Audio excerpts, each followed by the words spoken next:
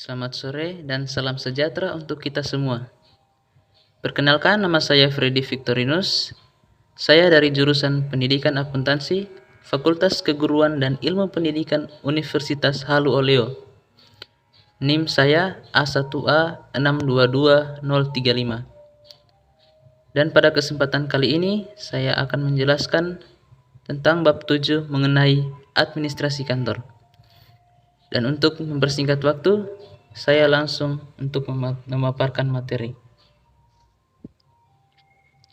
Pengertian administrasi kantor. Apakah administrasi kantor itu? Administrasi kantor adalah suatu kegiatan perencanaan keuangan, penagihan, dan pencatatan personalia dan distribusi barang logistik dalam sebuah organisasi. Nah, dalam administrasi kantor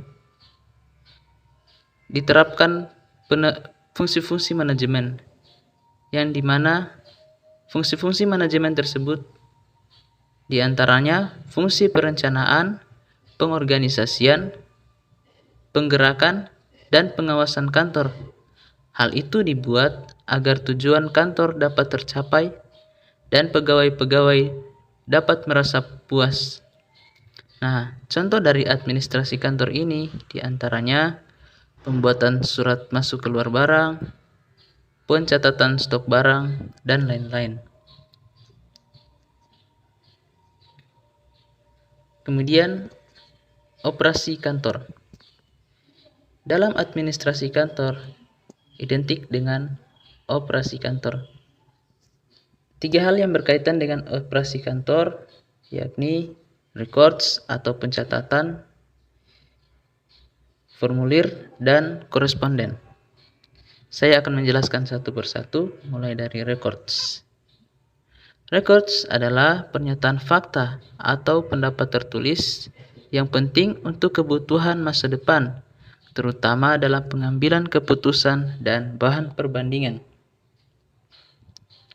Records pula merupakan lembaran catatan atau bahan tertulis, daftar rekaman, dan lain-lain yang berisi informasi atau keterangan untuk disimpan sebagai bahan pembuktian atau pertanggungjawaban atas peristiwa yang terjadi dalam kantor.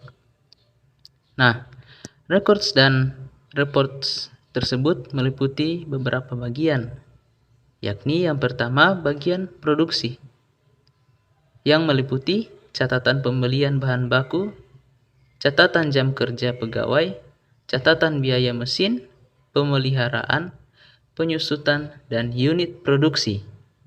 Yang kedua, bagian marketing, meliputi catatan gaji dan komisi penjualan, barang-barang yang laku, dan catatan retur atau pengembalian barang.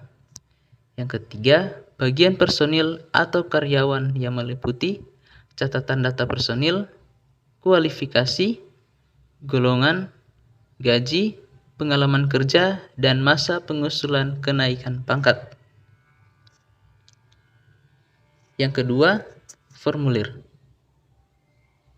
Formulir digunakan untuk menyampaikan informasi dari satu perusahaan atau departemen ke departemen lainnya, menstandarkan catatan, mengakumulasi data, mengurangi catatan dari hasil tulis tangan yang tidak perlu, mengurangi pengulangan, mengadakan uniformitas, penyederhanaan pekerjaan kantor, dan memberikan fasilitas penggunaan mesin atau perlengkapan kantor. Tujuan dari pembuatan formulir ini juga yakni untuk mengumpulkan dan merekam data sebagai bukti untuk pertanggungjawaban, meminta dan mencatat segala kegiatan yang terjadi dalam kantor, serta media komunikasi baik antar individu atau dengan perusahaan. Yang ketiga, koresponden. Koresponden merupakan kegiatan surat menyurat yang dilakukan oleh individu kepada pihak lain. Tujuan pengiriman surat biasa dikirimkan baik kepada individu lain, organisasi, atau perusahaan tertentu.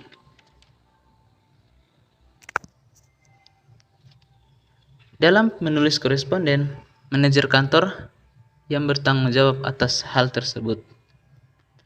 Korespondensi pada dasarnya merupakan berbagai macam aktivitas pertukaran informasi dan data melalui media surat menyurat dalam menunjang aktivitas bisnis dalam perusahaan. Nah, maka dari itu, manajer kantor harus memperhatikan yang pertama, individu yang menulis surat sudah terbiasa dalam menulis surat. Yang kedua, programmer komputer harus biasa dengan gaya dan bentuk-bentuk surat.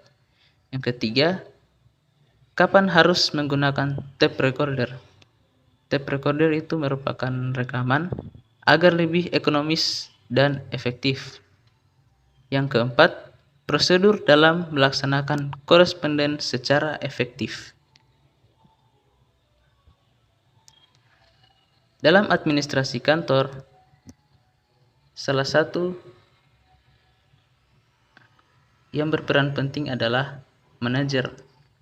Nah, dalam pemilihan manajer terdapat kualifikasi atau persyaratan dalam menjalankan tugasnya. Kualifikasi manajer kantor adalah sebagai berikut. Di sini saya tulis 4.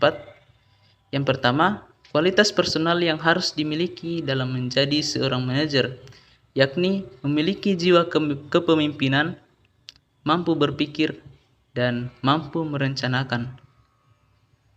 Yang kedua, manajer kantor hendaknya mempunyai kemauan untuk melimpahkan wewenang kepada rekan-rekan bawahannya. Yang ketiga, manajer kantor hendaknya dapat memperoleh dan melatih pekerja-pekerja kunci dan asisten-asisten untuk mengawasi pekerjaan di bawah pengawasannya. Dan yang keempat, manajer kantor hendaknya dapat meramalkan, membayangkan, serta memecahkan masalah yang terjadi dalam kantor.